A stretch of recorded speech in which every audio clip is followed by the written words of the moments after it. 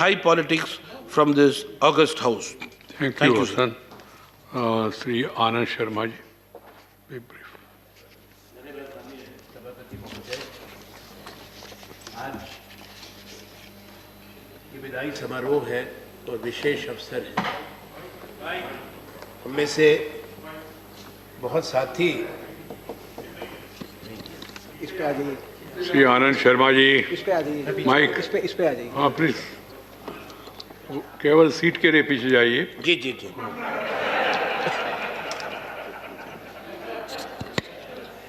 माननीय सभापति महोदय, मैं हृदय से आपका आभार व्यक्त करता हूं। आपने अवसर दिया और भारतीय राष्ट्रीय कांग्रेस की तरफ से आज इस विदाई समारोह में अपने और अपनी दल की बात कहने का।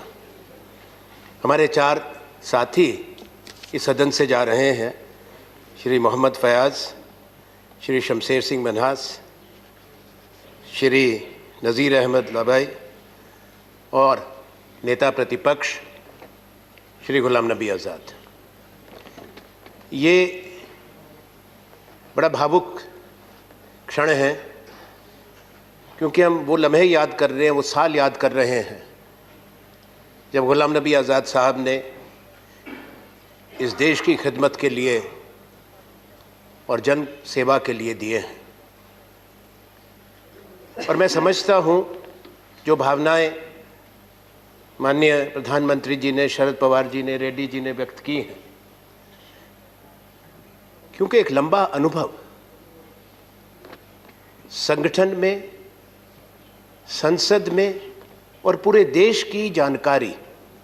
हिंदुस्तान एक बहुत बड़ा देश है, इसकी विविधता है, इसकी विशालता के साथ साथ बड़ी चुनौतियां भी रहती हैं, उनका भी मैं कहूँ आकार उतना ही बड़ा होता है। पर जैसा कहा गया, एक सिर्फ कितने मंत्रालयों का अनुभव, जो शायद दोनों सदनों में कोई व्यक्ति नहीं, कोई पुराना मंत्री नहीं, इसको एक इतना लंबा अनुभव संसद, संसदीय प्रणाली, शासन का और प्रशासन का रहा।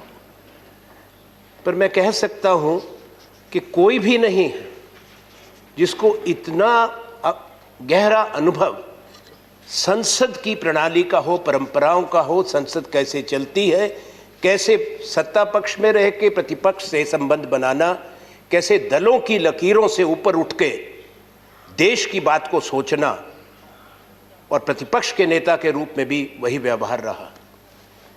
क्यों ये इतना सम्मान गुलाम नबी आज़ाद साहब को है, उसका एक कारण है जो सोचना ज़रूरी है माननीय सभापति महोदय, क्योंकि मेरा एक लंबा साथ रहा है इनके साथ, संगठन में, सरकार में और सदन में, दोनों तरफ जब हम वहाँ बैठते थे और अब यहाँ।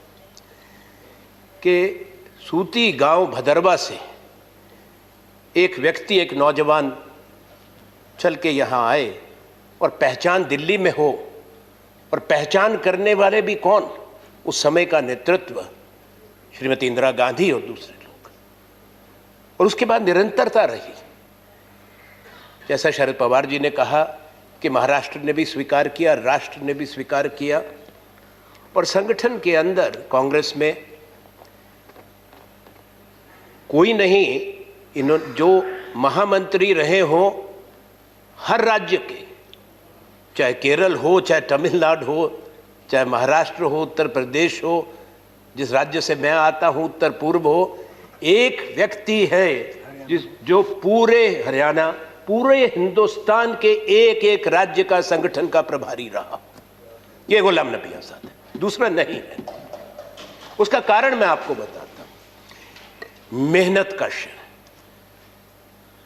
ईमानदारी से काम करते हैं, जो जिम्मेवारी दी जाती है उसको निभाते हैं, स्पष्टवादी हैं, इनमें शालीनता भी है, विनम्रता है, और ये व्यावहारिक बातों को समझते हैं कि किस तरह से सम्मान दिया जाता है साथियों को, साथ काम करने वालों को। एक चीज़ मैंने माननीय सभापति महोदय मैं ज़रूरी समझता हूँ सदन में आज रखना, क्योंकि संबंध एक ऐसा है जो किसी दूसरे का नहीं होगा संगठन में। कि मैं प्रदेश का, हिमाचल का जब अध्यक्ष था, ये महामंत्री थे यहाँ पर, और ये अध्यक्ष हुए भारतीय योग कांग्रेस के, तो मैं महामंत्री बन के साथ काम किया। और ये भी एक, मैं समझता हूँ, बहुत खुशी की बात है, इत्तेफाक भी है कि जब ये विपक्ष के नेता बने तो मैं उपनेता के रूप में काम करता रहा। मैं कहना चाहूँगा इस बात को कि कोई दिन, कोई समय ऐसा नहीं आया जब कोई समस्या आई हो सदन के संबंध में भी, संगठन और देश के बारे में, जब मैंने कोई अच्छी बात इनसे नहीं सीखी। इन्होंने हमेशा एक चीज़ कही कि देखो आनंद, और ये पुरानी बात, कि यहाँ अलग अलग दल, अलग अलग विचारधाराएं हैं, पर हम में एक क्षमता होना ज़रूरी है कि सबको साथ कैसे लेके चलें, और विचारधारा का विरोध को कभी व्यक्तिगत नहीं बनाना चाहिए, पारस्परिक नहीं, उसमें कभी कड़वाहट नहीं आनी चाहिए। और वो उसको इन्होंने बाखूबी निभाया। और कारण ये है कि उस समय के वो हैं, जो संगठन से आए हुए लोग हैं, वो इसको समझते हैं। अन्य कि जो मेहनत करके अनुभव लेके आते हैं, ये मूर्ति बनाने में बहुत समय लगता है।